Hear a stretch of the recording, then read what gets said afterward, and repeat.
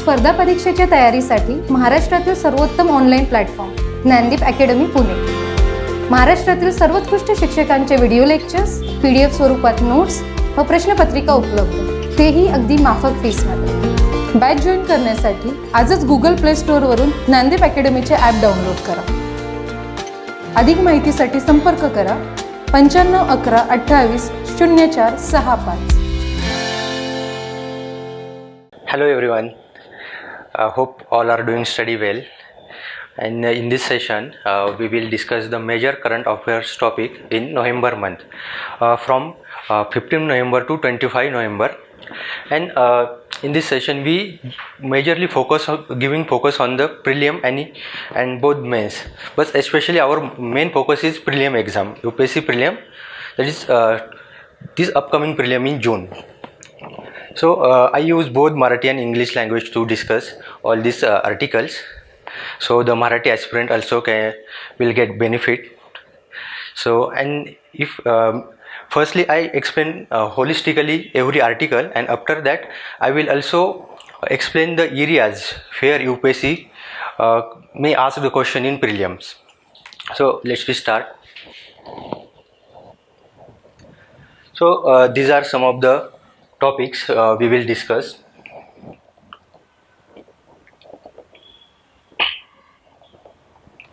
So we start from the PESA Act.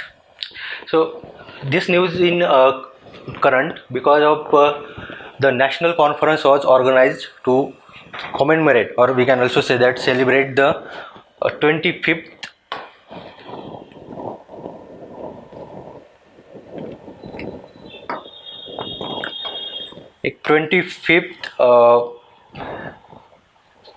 year of the enactment of the PESA Act. So PESA is basically Panchayat extension to the Scheduled Area Act that we call as the PESA. It's enacted in 1996. We know that in 73rd amendment जी आपण 1992 ला एक implement केली, आणि त्याच्यानंतर just 3 वर्षानंतर आपण हा act आणला होता. तर बेसिकली ह्या ॲक्टचा पर्पज हा होता की ज्या प्रोव्हिजन 9 पार्ट्स ऑफ कॉन्स्टिट्यूशनमध्ये आहेत, तर त्या मॉडिफिकेशननी किंवा एक्सेप्शननी किंवा त्या कम्प्लिटली आपण त्या शेड्यूल एरियामध्ये तो इम्प्लिमेंट करत नाहीत, आणि त्या एक्सेप्शनसाठीच आपण हा एक ॲक्ट आणलेला आहे. सो जे शेड्यूल एरियाज आहेत आणि तिथे राहणारे जे ट्रायबल पीपल्स आहेत त्यांचे जे ट्रॅडिशनल राईट्स आहेत ते आपण प्रोटेक्ट करू शकतो. So the main nodal ministry is ministry of the panchayat Raj. Now generally UPSC ही मिनिस्ट्रीवर खूप क्वेश्चन विचारते. तुम्ही इथं आपण इझिली आयडेंटिफाय करू शकतो की मिनिस्ट्री कोणती आहे, परंतु एक लास्ट इयरला क्वेश्चन विचारला होता की फॉरेस्ट ॲक्ट कोणती मिनिस्ट्री इम्प्लिमेंट करते, किंवा लाईकवाईज अशा UPSC क्वेश्चन विचारते. त्यामुळे ज्यावेळी तुम्ही स्टडी करता त्यावेळी मिनिस्ट्रीवर फोकस तुमचा असणं गरजेचं आहे. So it is nodal ministry to implement the provision of PESA Act. Now PESA is considered to be the backbone of tribal legislation in India. Now आता ह्याला बॅकबोन का म्हटले तर आपण नेक्स्ट पाहूच. Then PESA recognizes the traditional system of the decision making process and stands for the people self government. म्हणजे PESA act basically ग्रामसभेला एवढं इम्पॉवर करतो आणि जे ट्रायबल पीपल आहेत त्यांचं एक पार्टिसिपेशन इन्क्रीज होण्यासाठी खूप मदत करतो.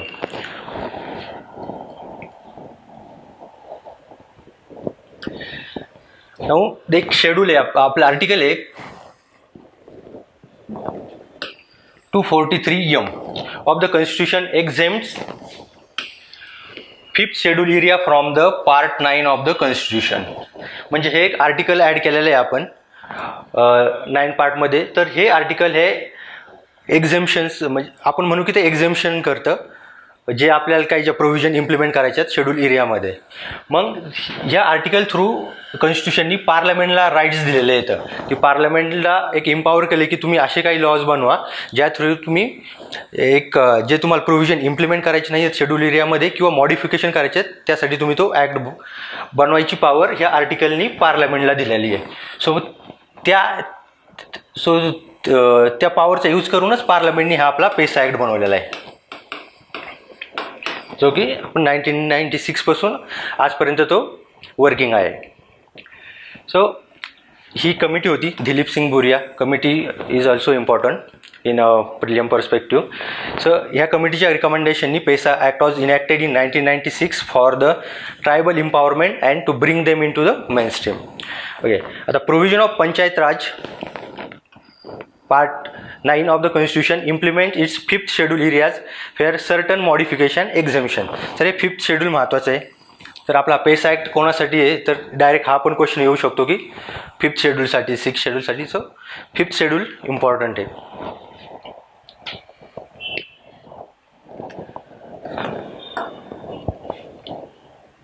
आता हा ॲक्ट एक सध्या एक 10 स्टेट्समध्ये हा इम्प्लिमेंट केला जातो. तर फर्स्ट आहे की आंध्र प्रदेश, छत्तीसगड, गुजरात, हिमाचल प्रदेश, झारखंड, मध्य प्रदेश, महाराष्ट्र, ओरिसा आणि राजस्थान, तेलंगणा या 10 स्टेट्समध्ये ट्रायबल एक पॉप्युलेशन आणि एरिया पण जास्त आहे. तर हा ॲक्ट तिथं इम्प्लिमेंट केला जातो. आणि ह्या ॲक्टचं सगळ्यात महत्त्वाचा ॲस्पेक्ट हा आहे की इट रेकग्नायझेस रोल ऑफ ग्रामसभा. तर ग्रामसभा ह्या ॲक्टमध्ये ग्रामसभेला एवढं जास्त एक इम्पॉवर केलं आहे की ज्या सगळ्या ॲक्टिव्हिटी आहेत त्याचा न्यूक्लिअर पॉईंट म्हणून आपण ग्रामसभेला पाहतो. आणि ग्रामसभेत आपल्याला माहिती आहे की जे आर्टिकल 243A त्यात ग्रामसभेची डेफिनेशन दिलेलं आहे की जे एलिजिबल वोटर्स आहेत त्या विलेजमधले ते मिळून ती ग्रामसभा तयार होते. अँड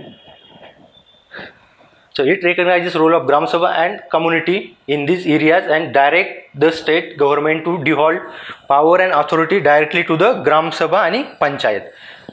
सो ग्रामसभा आणि पंचायतला इथं जास्त पॉवर दिलेल्या आहेत. आता कोणत्या पॉवर दिलेल्या आहेत आपण नेक्स्ट स्लाइडमध्ये पाहू.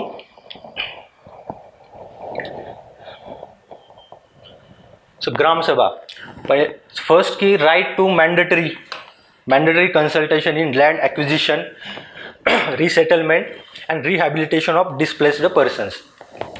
आता असा मॅन्डेटरी शब्द आल्यावर आपण जनरली UPSCमध्ये आपल्याला वाटतं की हा एक एक्स्ट्रीम वर्ड आहे, पण हे मॅन्डेटरी इथं आहे ग्रामसभेला. म्हणजे ज्यावेळेस तुम्हाला लँड ॲक्विजिशन रिलेटेड केसेस आहेत तर ते मॅन्डेटरी आहे की ग्रामसभेशी कन्सल्ट करणं.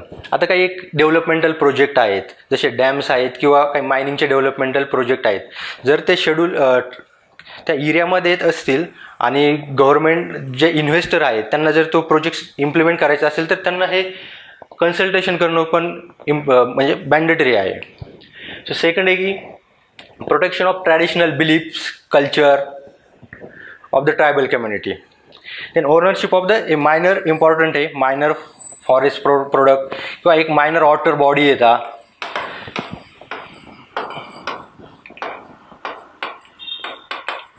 मायनर वॉटर बॉडीज, मेजर नाही, मायनर वॉटर बॉडीज किंवा resolution of the local disputes and prevention of the land alienation. हे सोडून अजून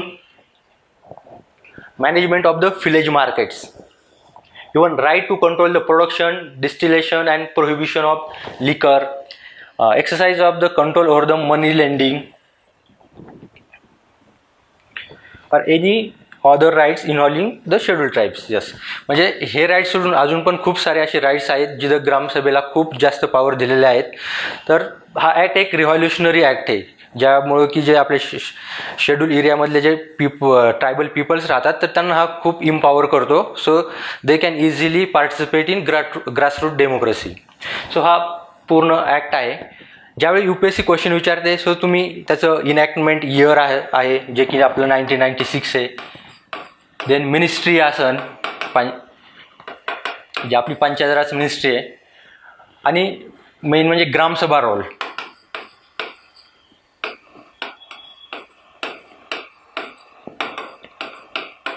तर ह्या काही फॅक्ट्स महत्त्वाच्या आहेत. तसेच हे आहे ते सगळं जे 5th शेड्यूल आहे त्याच्यासाठी आहेत.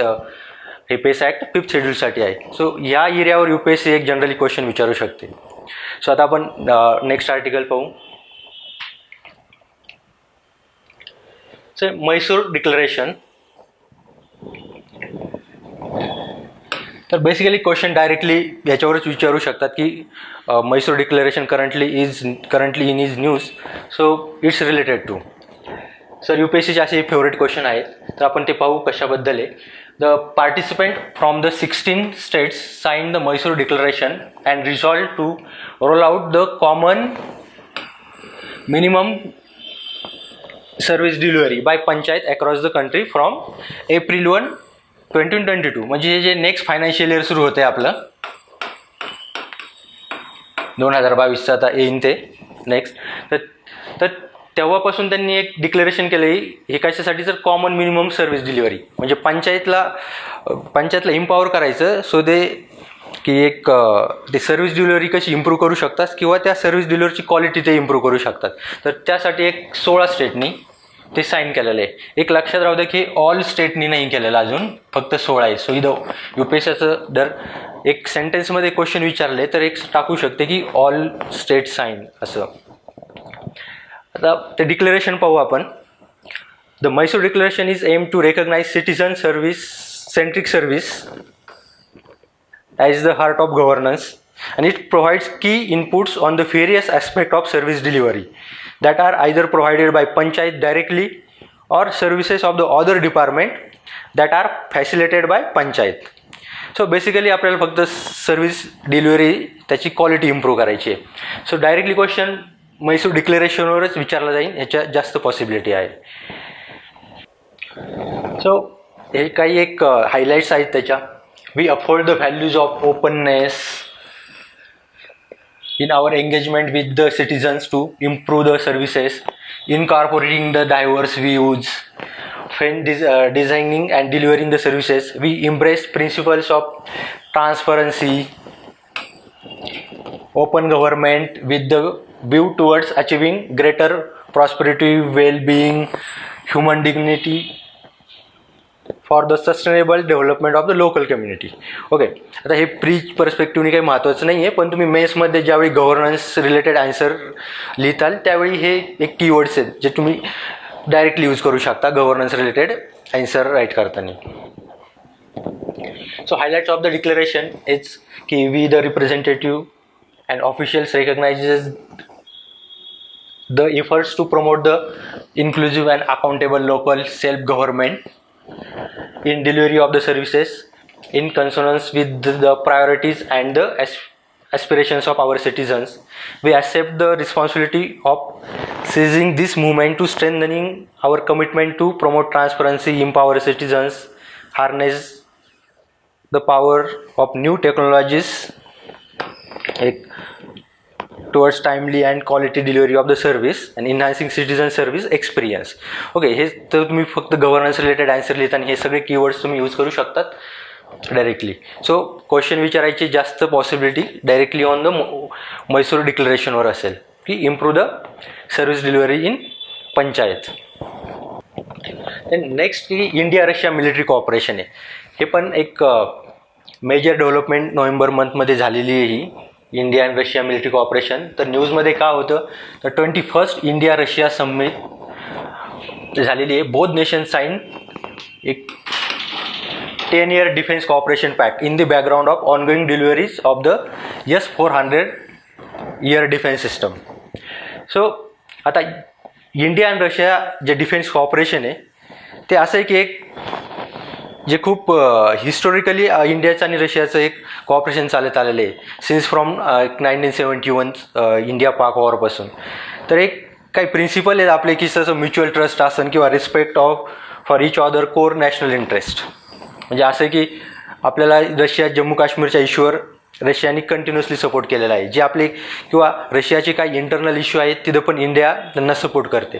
सो जे आपले कोर नॅशनल इंटरेस्ट आहेत त्याचा दोन्ही पण देश हे रिस्पेक्ट करतात. So similarity of the positions on various international and regional issues. Okay,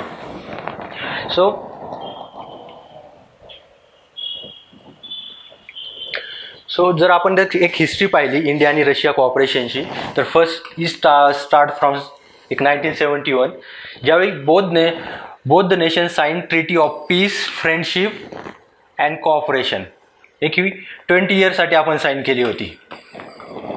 आणि त्यानंतर India and Russia become strategic partners in 2000 ते स्ट्रॅटेजिक पार्टनर म्हणून स्ट्रॅटेजिक पार्टनर बनले इन डिफेन्स कॉपरेशनमध्ये.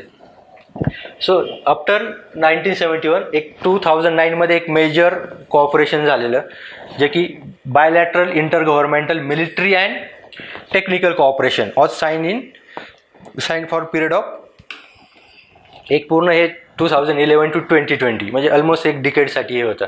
आणि आता हे लास्ट इयरला ज्यावेळी हे याचा एंड झाला या कॉपरेशनचा, त्याच्यानंतर आपण मग एक नवीन पॅक्ट केला, एक नवीन पॅक्ट साईन केला, तो आता 10 इयर्ससाठी आहे. So in 2021 summit took another step ahead with the first, हे पण महत्त्वाचं आहे, first 2+2 dialogue of the foreign minister and defence minister to exchange the views in global and regional political security development. तर आता रशिया सोडून आत्ता आपलं जे डायलॉग आहे 2+2 डायलॉग, एक जपानसोबत आहे आणि USA सोबत आहे. पण आता आपण ह्या समिटमध्ये हा पण डिसिजन झाला आहे की आपण आता 2+2 डायलॉग रशियासोबत पण सुरू करत आहोत. आता ज्या समिटमध्ये ज्या मेजर काही ॲग्रीमेंट झालेल्या आहेत आता 21मध्ये, तर ह्या 3 मेजर ॲग्रीमेंट आहेत. त्यामध्ये फर्स्ट आहे की joint production of more than 6 lakh AK-203 assault rifles, he first आहे. हा एक आपल्या मिलिटरी मॉडर्नायझेशनचा एक पार्ट आहे.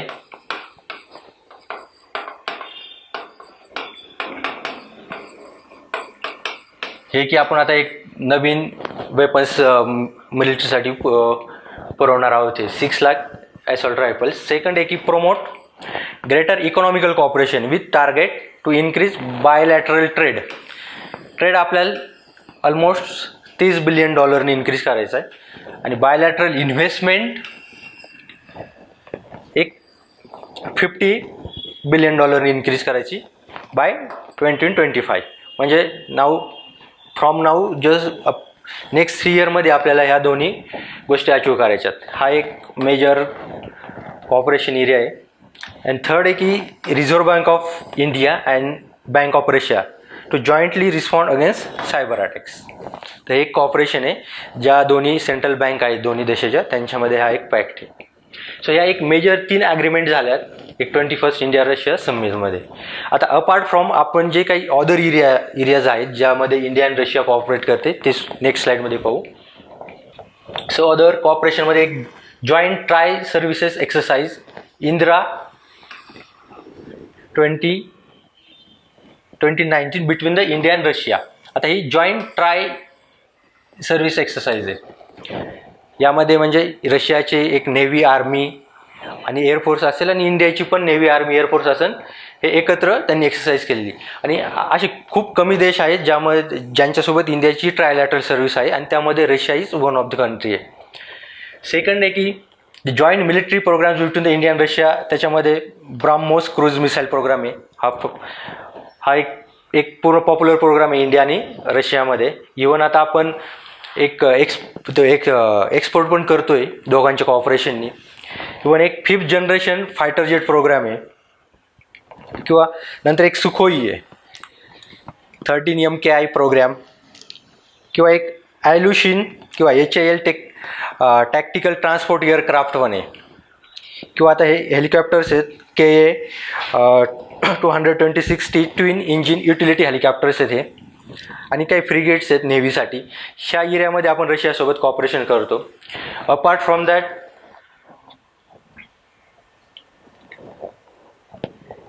आता S-400 आहे. आता हे सध्या हे पण करंटमध्ये आहे, कारण की आत्ताच रशियाने जी फर्स्ट डिलिव्हरी आहे त्याची फर्स्ट डिलिव्हरी देण्याची त्यांनी आत्ताच अनाऊन्समेंट केलेली आहे. सो हे पण करंटमध्ये आहे.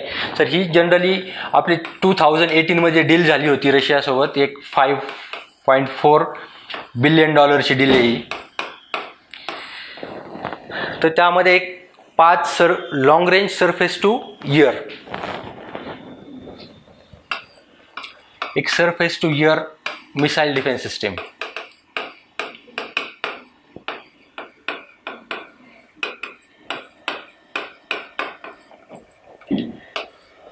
तर त्यातलं जे फर्स्ट आहे त्याची डिलिव्हरीची त्यांनी अनाऊन्समेंट केलेली आहे, त्यामुळे हे पण करंटमध्ये आहे. देन एक कमाऊ KA-226 आणि 200 हे पण एक हेलिकॉप्टर्स आहेत. ते मेक इन इंडिया इनिशिएटिव्ह अंतर्गत ते आता इथं प्रोडक्शन केलं जाणार आहे विथ कॉपरेशन विथ रशिया.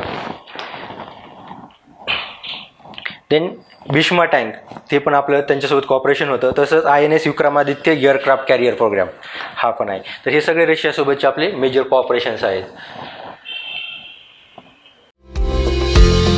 स्पर्धा परीक्षेच्या तयारीसाठी महाराष्ट्रातील सर्वोत्तम online platform Dnyandeep academy Pune.